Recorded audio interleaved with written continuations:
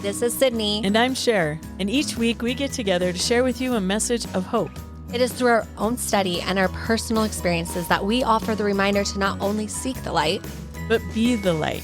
You can find peace, and there is hope.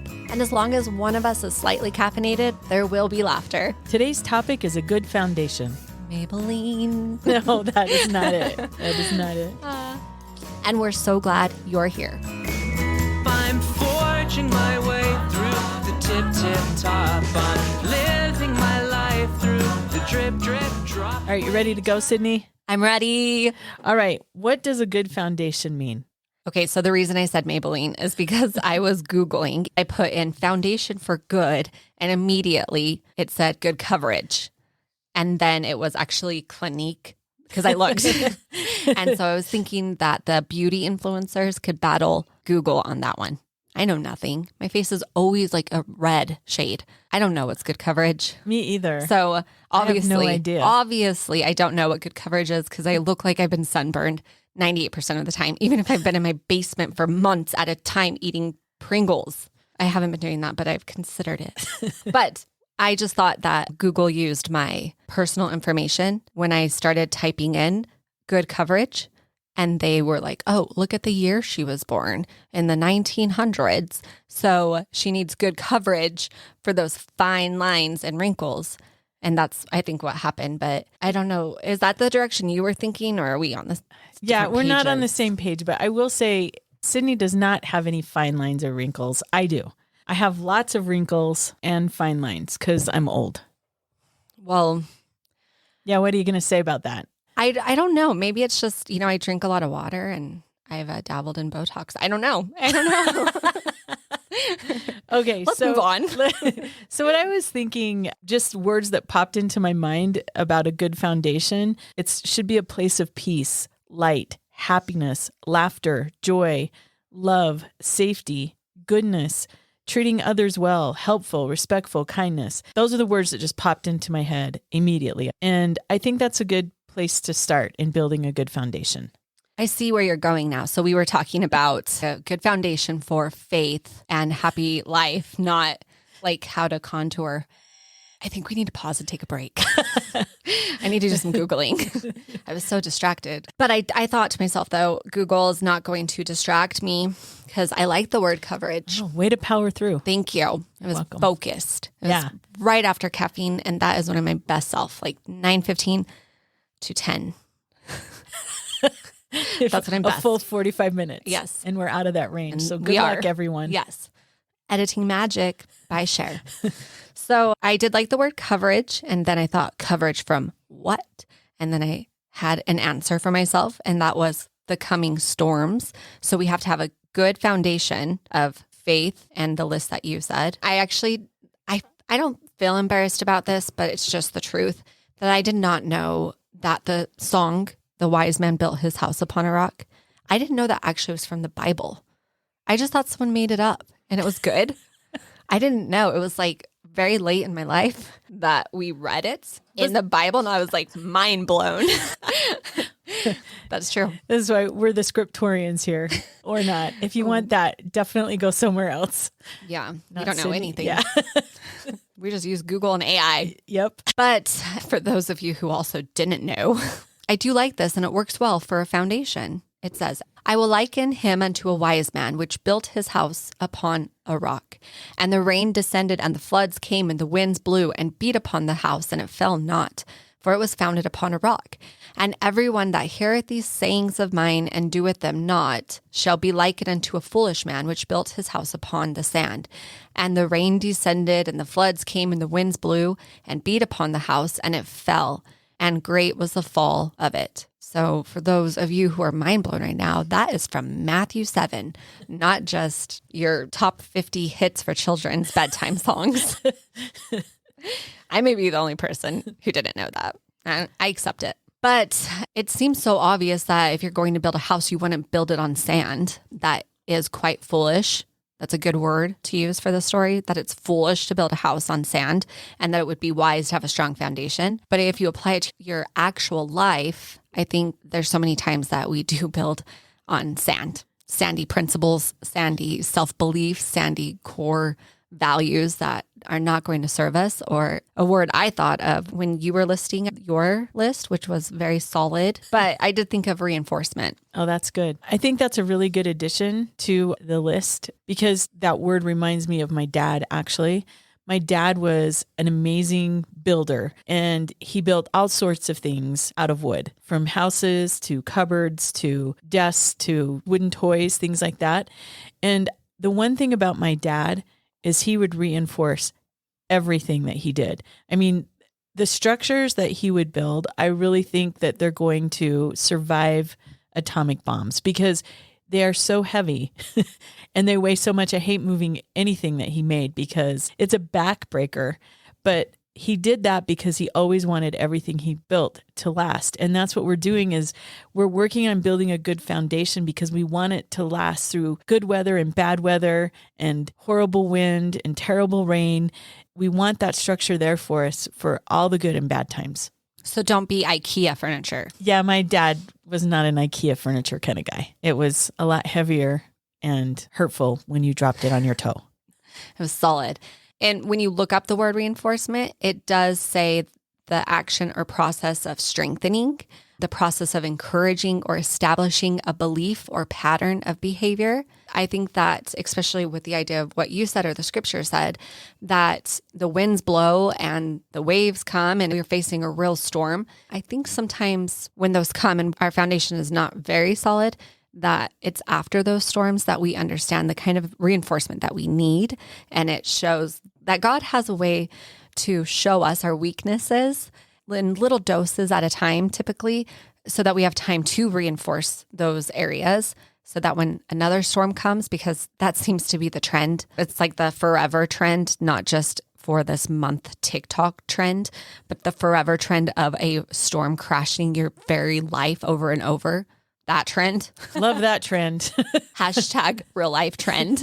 Yeah. Drowning. Clutching with your fingernails, trying to hang on. That one. Yeah. And then we're supposed to learn something from it. Reinforce that. Are you drowning? Reinforce it. Okay.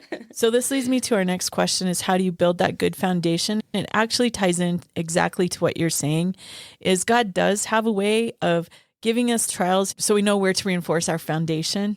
This reminds me in high school, I know this will be shocking to no one, but I was a nerd and that was my solid foundation. I have embraced it and I have built my foundation there. Side note, I was homecoming queen. Anyway, continue. I thought you said that was a lie. No, I was. She's the homecoming queen. I'm the nerd. And look where it's got us both. One of us can read, one can't, but one of us has a crown. So, which I'm wearing right now. She wears it all the time, which I thought she was kidding. There's only 40 students. That was real. And 3 girls. They mysteriously disappeared that day. Anyway, in high school, I kind of got into Shakespeare for a hot minute. Something that I read really stuck out to me, and it didn't turn out so well with the Shakespeare poem, but I often found myself in my teenage years saying this to myself. What when if I gain the thing I seek, a dream, a breath, a froth of fleeting joy, who buys a minute's mirth to wail a week, or sells eternity to get a toy? After I read that poem became part of my foundation, especially in my teenage years and as I grew into an adult. And so this poem actually, for better or for worse, set my life up into a then what attitude. I don't know if it always worked out because I think sometimes it makes me overthink things a bit too much. But just as an example, when I was going to high school, some of your classes were outside and along the sidewalk were these huge, huge, beautiful trees that were just absolutely gorgeous. But there were kids that weren't going to class that would hide behind the trees and just skip class there. And so in the wintertime when it snowed a lot, those kids would make snowballs and throw them up into the trees. And so all the snow that was in the branches would fall on your head as you were walking to class. And I just remember the kids thinking it was so funny. And I'd have snow on my head which whatever, I guess. And I would always Actually, think that is the worst. I hate snow. snow on your head.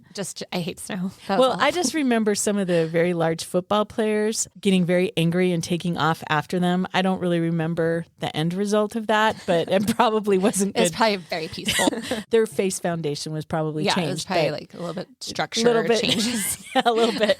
But anyway, I just remember thinking to myself as these kids were laughing at us, thinking, well, then what? You're skipping class. Then what? I'm going to class. Then what? So what are the two different outcomes of that? And I have actually no idea what happened. They probably had very lovely lives and are laughing somewhere that they threw snow on our heads. They probably hold on to that like me holding onto this crown that's on my head right now. Probably. Or they're saying, do you remember that time I used to have a nose until the football player ripped it off? Yeah, what a lesson that was. Anyway, going back to that, I was trying to build a solid foundation with my life. I wanted to be able to have a career. And so I wanted to graduate from high school. That was my then what? Well, I'm going to go to class because I want to graduate from high school. That is what I was doing. And on the flip side of that, I look at my parents and I see how they built their life and their solid foundation. They built it on love and kindness and God and how their life turned out. I look at their then what, and that's what I want to follow. I don't want to be the person that is hiding behind the trees, chucking snowballs at people to make their lives miserable and laughing at them. I want to be the person that is trying as best I can to build a foundation that is good, one of service and kindness and respectfulness. That's the foundation that I would rather have. That's been my then what. I love that. I think that I'll be more intentional as a parent with the then what, because it gives you a broader perspective, an eternal perspective instead of in the moment. And I think in our home, humor and sarcasm, it's just a full supply all the time. I wish someone would have taught me when I was younger, though, that with humor and sarcasm, you can offend or hurt others, even when you're just being silly. I wish someone would have told me what I tell my children, which is that if you're using your gift of humor or sarcasm and you're cutting somebody down, that is the lowest form of humor, and you should not use it that way. I think with the then what, teaching our children that, or students or the kids that were around, that helps them to have a foundation to use their gifts for good and the highest form of their gifts. So I really like that. I'm going to be applying it. I also just want to throw in, you can do all the then what's perfect, and you're still going to have things happen that aren't good. There's still going to be failures. There's still going to be disappointments. That's just part of life and part of growing. But the key is, I used to tell my students this all the time, is that what you're trying to do is get a toolbox that's solid. Put things in that foundation or that toolbox that's going to help you keep that foundation. So learn how to be kind, learn how to be good, learn how to work, learn how to be respectful.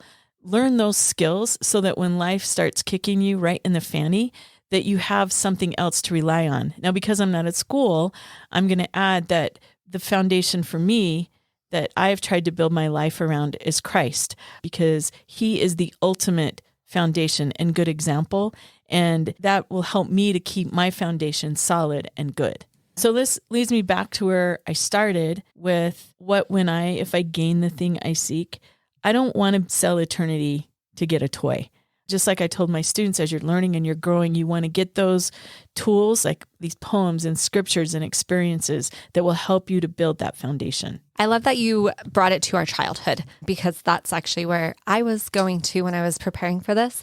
The first thought I had, because I asked myself, what were some events that helped shape core beliefs or habits? First one that came to mind, I can to this day remember sitting in my grandmother's living room and my Uncle Sid, who I was partly named after. Nice. I know, I didn't know Uncle if you'd Sid. connect that. I didn't. He was a vibrant man and he played the violin.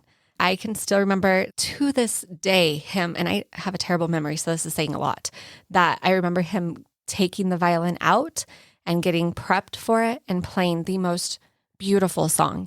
And if ever there was a story to illustrate that people don't remember necessarily what we say, but they remember how you feel or how you make them feel, I have no idea what song he played on the violin that day, but I remember as a young child being moved to tears while I watched him play. And what that did for me as far as foundation goes, when I need to feel peace or comfort or I'm feeling a little too chaotic, it's violin music for me. It has always been. It's strings. This morning, I spent a long time listening to a few songs on repeat that are just cello and violin.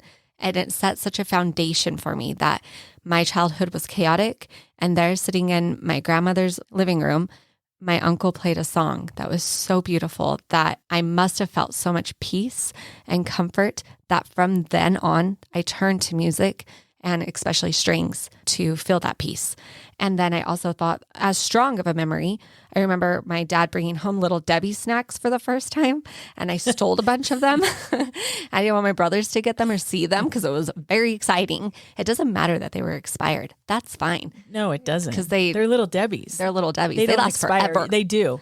Little Debbies will be in my dad's cabinet at the end times, lasting through everything. It's reliable. Yes. Little Debbie is reliable. But I still remember that I snuck them and I put them under my pillow. Then I had the thought, oh my gosh, if my brothers find them under my pillow, they're going to eat them. So since we had no boundaries or space, I knew that they're probably going to find them. And so I ate all of them in one sitting. All 24 of them? Well, there's like 7. But to this day, if I'm feeling pretty low, I do have the thought of going to the gas station and eating like 7 Little Debbie snacks. So I think that some foundations are good. I think that's a solid foundation. And some are bad. Okay, listen, you have to know yourself. And I know the storm is raging on. When I have a desire to go through Taco Bell's drive-thru, if you see my car at Taco Bell, I'm at rock bottom. Please come help me. Don't talk to me for 2 hours after. You go for tacos or burritos? I used to go for double deckers, but they don't sell those anymore, which I think is a blessing from God. But I'm just trying to illustrate here, Sher, that so much of what we do in our childhood shapes our habits, our beliefs, and our behavior, both good and bad. Because I also, when I was dealing with really difficult things, I took time to write. And that is still to this day how I cope.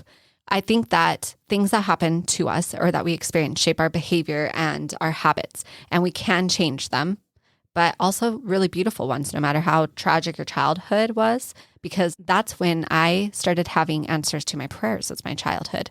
It was me making a decision on my own to go to church when my family decided to stop going. It was me feeling like I had nobody to talk to, so I talked to God. And it was me praying for simple things that mattered in my life and getting answers to those. And I'm seeing it with my children that when they can't find a shoe, which is a frequent occurrence in our home, or they can't find a jersey that we suggest, they go and they pray and they find it. And they are building a foundation right now for faith. And it is by very small and simple acts that we build our foundation. You're not going to build, trust me on this, okay? Because we did a home edition. It's not going to happen in one day, and it's not going to be smooth and easy. It's going to be a disaster. So my takeaway has been that you can't build a structure in one day, and we can't build our faith in one day or with one prayer or with one miracle even. That it is line upon line. It is moment after moment and remembering those moments, because it's not just a constant, my prayer has been answered, I've seen a miracle. It doesn't say in the Bible that the house built on the sand had so much terrible stuff happen to it because it was built on the sand. And the other one was a sunny vacation home. Both of them were bombarded by a storm. Like you were saying, just because you try and put forth effort to do the right things doesn't mean the storm's not coming. It just means that you might be able to survive it a little bit better. In the scriptures, there's a story that is the 2,000 stripling warriors. There's a group of people who have coveted to never take up weapons again. And they actually even buried their weapons to establish how serious they were about not going to battle. What happens is a war begins. So their children and the women are at risk of being killed. And at this point, the people are considering digging up the weapons and breaking their covenant. And someone reminds that the sons did not make the same covenant and that they should fight, which as a mother to a young child, I do not like this. There's 2,000 young men who go to battle, and all 2,000 young men survive. They're wounded, but they survive. I'm going to read from Alma. It says, "Now they had never fought, Yet they did not fear death, and they did not think more upon the liberty of their fathers than they did upon their own lives. Yea, they had been taught by their mothers that if they did not doubt, God would deliver them. And they rehearsed it unto me the words of their mothers, saying, We do not doubt, our mothers knew it. As a mother, I appreciate this because it makes me feel like the little acts we're trying to do at home, teaching them to be a good person, to serve others, to accept differences, and to understand how important every individual on this earth is to God. We're teaching that and trying to build a foundation, and they're going to choose to believe whatever they decide to choose in their life. But we're hoping as parents that because I know it, that they can watch my actions, that maybe that will be a foundation for good in their life. Yeah, I believe that because going back to my then whats, my parents were always the positive example of then what, of how your life could turn out if you built a solid foundation. But I have 3 comments about what you just said because it was really good. The first one is going back to music. I like that your foundation has strings, cellos, violins in it. My music has Johnny Cash, Hank Williams, and Patsy Cline. In my foundation, when I need a place of peace, you will start hearing Patsy Cline. Oh, and Jim Reeves, we can't forget him, blaring from the speakers. I would just like to say, though, that I have a playlist for different things. If I need to pull my stuff together and feel some peace, it's instrumental. If I need to clean and deep clean those toilets, it's Reba McEntire. And if I'm at the gym, it's some Christian hip hop these days because I gave up top 40. You did? Yeah, a couple years ago. Sometimes I dabble. You just dabble a little bit. All right. The second thing is when you were talking about building your foundation, I think a key part there is that you took ownership of it. And that's what all of us should do is follow that example. And all of us have the capability of building our own foundation and creating our own. You don't have to be stuck in somebody else's foundation. You have the ability to get out and build and create your own, which is what you did. So I think that was a really good example. I love that. Actually, it made me think that if you had a piece of furniture in your house that you absolutely hated and it served no purpose and it was completely distracting to look at, you would take it out. You would not just let it stay there. So there's certain things we do need to take out, which, sorry, little Debbie, but you have to go. You're not serving the purpose that I need to be my best self. It's okay to rearrange. It's okay to get rid of things. It's all right. You can. It's your structure. You create the space that you want, the sacred space that you want. Oh, that actually reminds me, I'm so sorry I'm doing this, but it's in my head. When we were in Paris. Oh my word. I thought it was something like really off topic, spiritual, and you went to Paris again. This is never going to end. When I'm on my deathbed, I'll be like, when I was homecoming queen in Paris. Like I'm going to mix it up because that's what we do. Somebody please help me. I was Paris's homecoming queen. Oh my gosh. In the 1900s. And they'll be like, she's losing it. Okay. But there is something about this and it's going to might make sense. When we went through the Palace of Versailles, one of my favorite parts of the tour was they had us look through a window at the very, very, very, very end of his property. And there was a little white speck of a statue. And the story behind the statue that if you squinted, you could see a little bit was that Napoleon asked an artist to do a statue for him. The artist took years. It took a very long time. And when he got it, he hated it. So he was going to have it destroyed. Being that it took so long to build, his father was like, you can't destroy it. You've got to put it somewhere. So he put it so far out of view that there was just a tiny little dot. That part was pretty hilarious to me because it made me think that maybe instead of throwing away my children's artwork, I could put it out of sight like he did. Just kidding. I would never. But I loved it because sometimes in our space, we can't get rid of something. It's going to be there forever. But we don't have to put it in the center. So the point of all that is as we are building our foundation, there is room for reconstruction, for reinforcement, and for a little bit of decor change. I love that. And that fits right in with, I don't know if you remember, I had 3 things I wanted to say. Yes. That's okay. Music, you can build your own structure. You can put what you want in it, throw things away. It's perfect. But the other thing you said that I think is really important is that it's good to help and teach others. Other people, we all do this. We're all struggling. We all have things happening. And sometimes we need to maybe just lean on somebody else's foundation for a hot minute. Like the example you gave, those young men leaned on the foundation that their mother created for them. And that's what they needed to get them through difficult times. And I think it's important that we realize that all of us have that influence in the world, that all of us have those moments where we can help others and build the foundation that others can lean on in their difficult times. I love that. And it shows how impactful parents can be too, because we get to shape their reality, what they believe. My friend was just talking about this and said her mother would always tell her that her hair was so stringy and always needed a good brush. What she took from that was that her hair was horrible. She said that because of that, how she talks to her daughters is, your hair is so beautiful. I love it. Let's take care of it and brush that beautiful hair. And I love that. We really get to shape our kids' perspective. And it's funny because I could remember one thing my mom said that I was good at. And I've always believed that I'm so good at it. And it's that I could remember country song lyrics really well. So for years, that's great that you're great at math and getting scholarships, but I know all of The Lights Went On in Georgia. But the funny thing is I learned later in life how wrong I was on so many lyrics. So I actually did find some really good advice from Elder Donald Hallstrom. He said that in order to build a foundation, build it on three things. The first one is vision.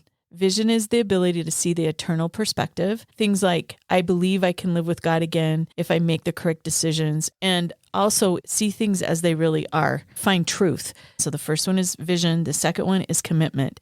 And commitment is the willingness to make promises with God, your family, and friends. And the third one is self-discipline. This means individuals are able to live consistently with the vision and commitments an individual has made. I love how he ties those two together, that having self-discipline means we're going to keep our eye on the eternal perspective. Just like in the Shakespeare poem, do you want to sell eternity to get a toy? Keep your eye on that eternal perspective, and also keep it based on truth. The second one is commitment. To be able to keep those promises and commitments that you've made with God and people that you love.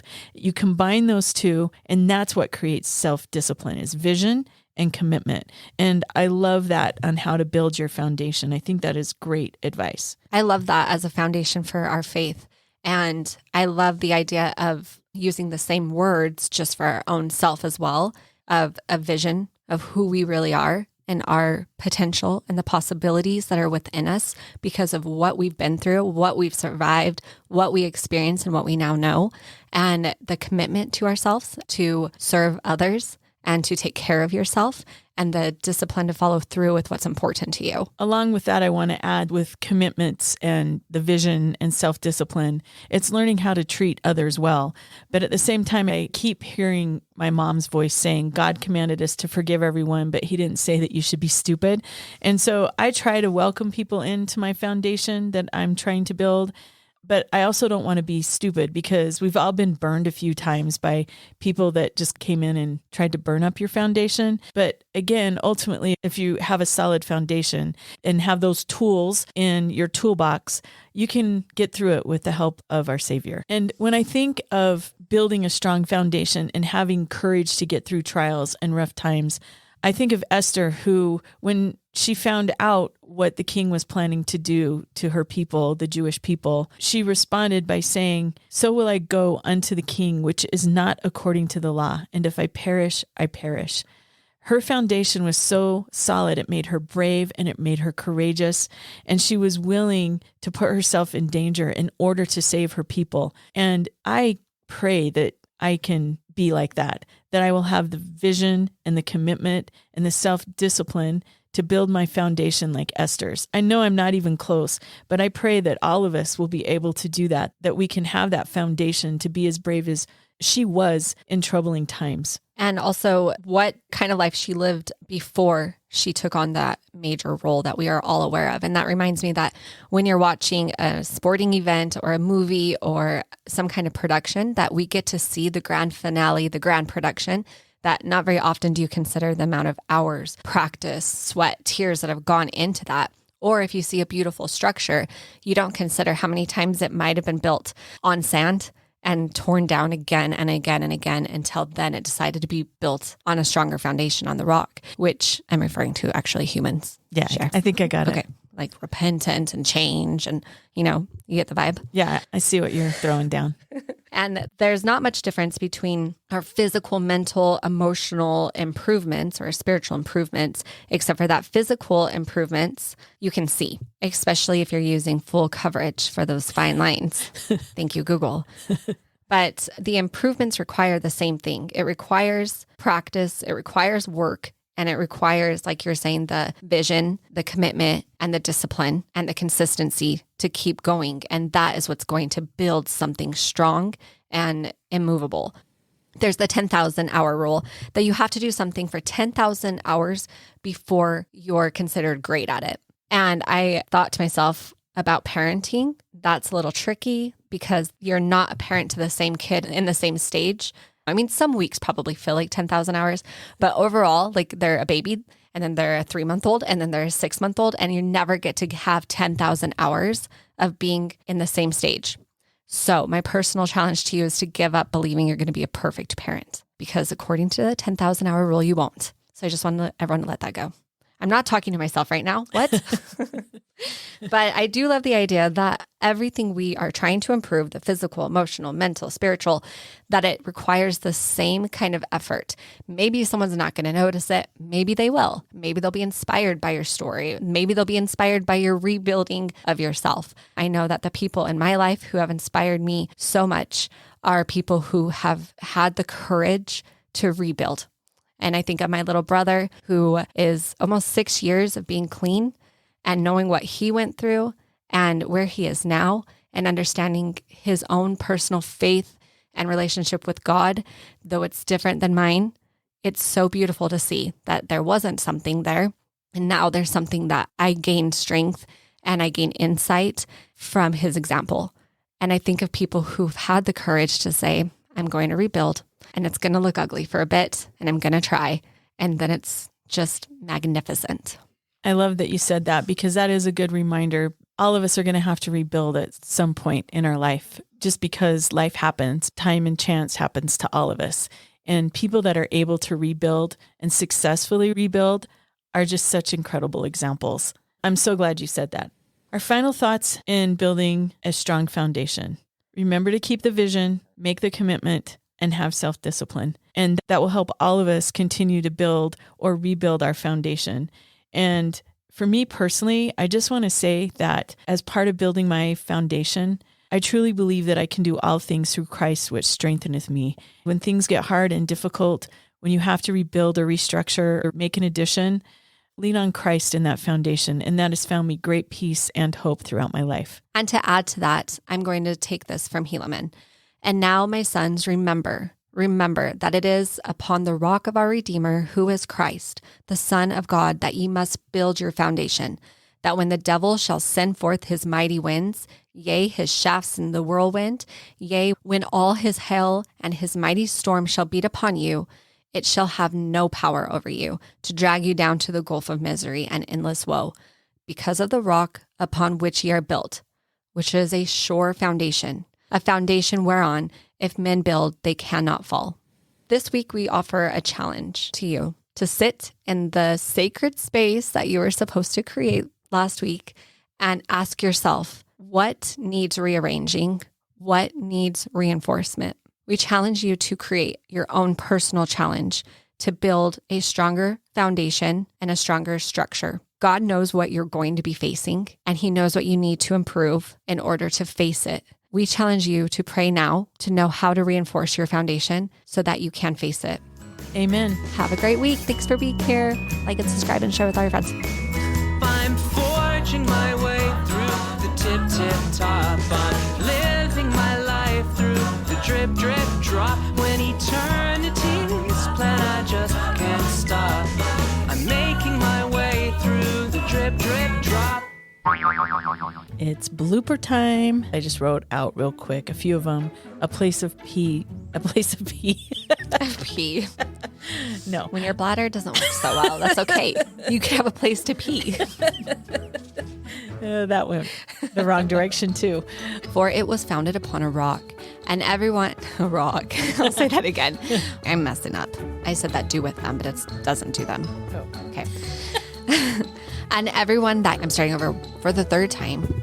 This microphone's, I think it's broken. Did you want this blanket? No, I don't need to moved it. stay this Okay. is really very warm. It's like, you like don't have- wearing a goat. The goat. Dude, your dog is I know, he's out of control today.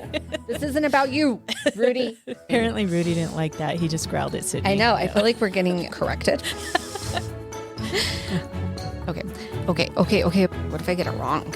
And then and burn the depths of hell. Thanks for joining us.